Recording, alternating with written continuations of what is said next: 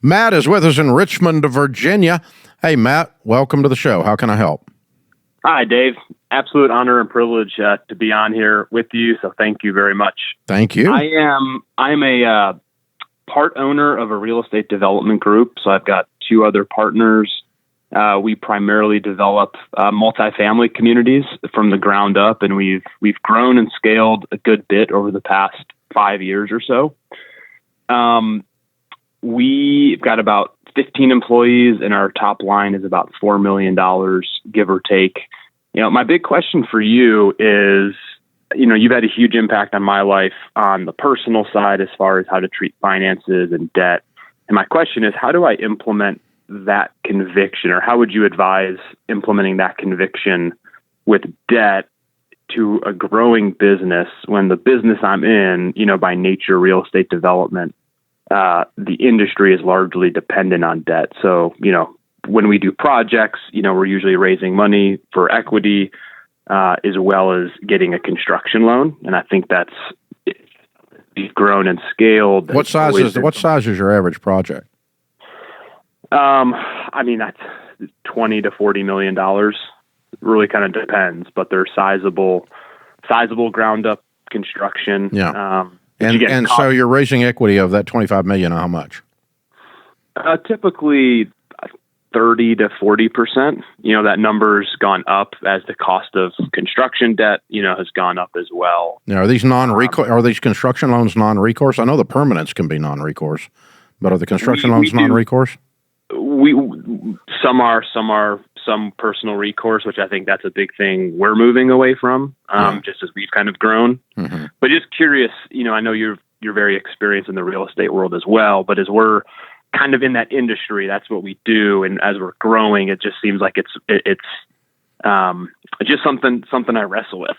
What is that? Would you advise? To me, there's two layers to it. Okay, there's the personal liability, and then the second is just general risk.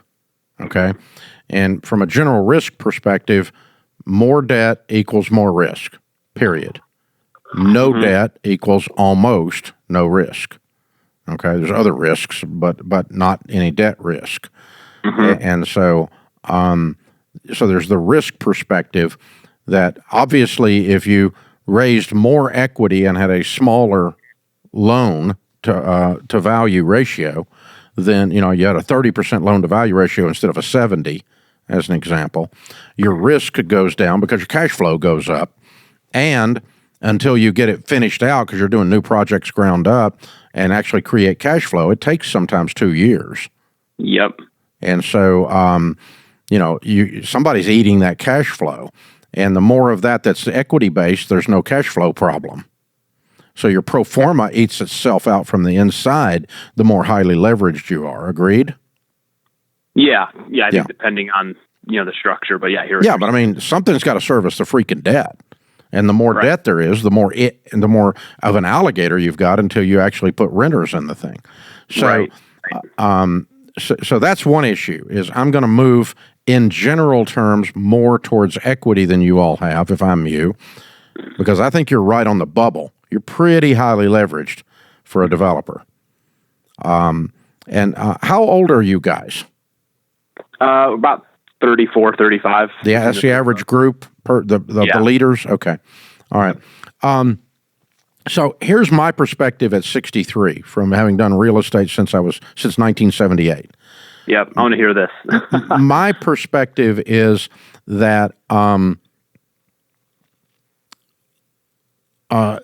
highest risk real estate that you can do is resort real estate, because it comes and goes based on the economy, and it's the first to come and the last. It's the first to go and the last to come back. So if you're building beachfront condos, you're asking to die. Okay? Mm-hmm. It's the worst. Okay? Long-term play real estate, something that is a basic cash cow, warehouses, apartments, office buildings, strip centers, that kind of stuff. Long-term real estate is, of the real estate investment side, probably the least risk. But developers developing residential lots, they are the highest risk except resort. Yep.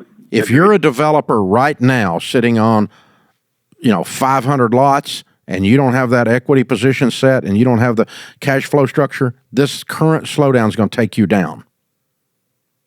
If you're a residential developer in this current environment that we're in right this second, you're going to see I've watched developers in my world die and go out of business, metaphorically die, faster than anybody else, okay? You're the next level of developer because you're a more sophisticated developer and you're heading towards cash flow and you've got an equity structure in the thing. It's not just simply borrowed money at the bank to cut some streets and sewer lines. Yep. The cuts and streets and sewer lines, those are the guys who go out of business first, right after the people on the beach do, okay, in a downturn. You guys are right there, though. You're right after them. So you're in a high-risk part of the spectrum of real estate investing. And the more you do it successfully, the less your brain will remind you that you're in a high-risk environment. You get satiated. It's like hitting in Vegas. You hit a couple hands or you hit a couple. The little ball lands on the right square a couple times. You suddenly think you're dadgum genius. And I know because I've done this. You get satiated by it, and you start believing your own press. So be careful of that. And so if I were in your shoes, that would be the thing that would cause me to move to a higher equity position, take a little less profit per deal, but not be as leveraged. Now, that's a general risk discussion. That's a suggestion. The second part is the personal liability versus non-recourse paper. I would not touch this with a 10-foot pole of personal liability. You're dealing with a number that one flip of the switch will bankrupt your butt personally in a heartbeat. Yep. One bad deal, and you're gone, Matt. Everything you've built, the house your wife, kids, and dog live in, everything's gone with one flip of the switch. I would not put my personal signature on this. No way, no how. That's got to stop. That's silly. And by the way, it's not required. Especially the more equity you do in the other discussion. The smaller the loan-to-value ratio is, the less they're going to require a signature because they're looking at the asset. It's an asset-based loan rather than a couple of 34-year-olds are going to make good on this freaking $18 million loan. Come on. Right. And what would you kind of follow up to that? Because I think one of the struggles is like, all right, we're in the industry and we're raising that equity. Yeah. That's not all coming from us. That's coming from people who are placing their equity and wanting to get the highest return on their money. Yeah. We're typically theoretically, the higher leverage you go, which again, we're not going. If it works, the higher leverage it goes, you get better money if it works. When it doesn't work, it's the faster the axe comes down between your eyes. Right. And would you generally say it's like, all right, you've got to look for equity that has a lower risk tolerance that is, and therefore is not required. They're not. You may want to deal with different equity partners that aren't as much of a player. Your guys are more willing to roll the dice, but their neck's not on the line if you're signing this personally. Right. No, I know. Yeah. So God, you're scaring me to death. Yeah, I like what you're doing. I love the business. I've been around that my whole life. I own a bunch of real estate, as you know, and all of mine's paid for. I don't borrow money for any reason ever. That's a different discussion. I want to have a discussion with where you are. Hope to get there one. You will. You can get there. But your equity players, they first want their money back, whether they believe it or not. They secondly want their return. Return of principal, even for somebody that thinks they're a gambler, is really at the heart of every equity player. And so they want the deal to work. And the deal, you increase the probability of a successful deal, the higher the equity ratio is. Agreed? Yep. Because you don't have the interest eating your butt out from the inside out. You don't have bacteria in the organism. It's just awful. And so that's what you're facing. Cool call, man. You guys are studs. I love talking to you. Hey, I hope it all goes really great.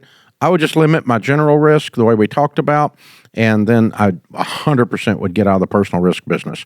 You've got enough of a track record if you're doing $4 million top line profit to justify, you have enough deal portfolios to justify a non-recourse deal. And I wouldn't put my name on anything else. period. That'd be the last one right now, over and out. That's what we would do.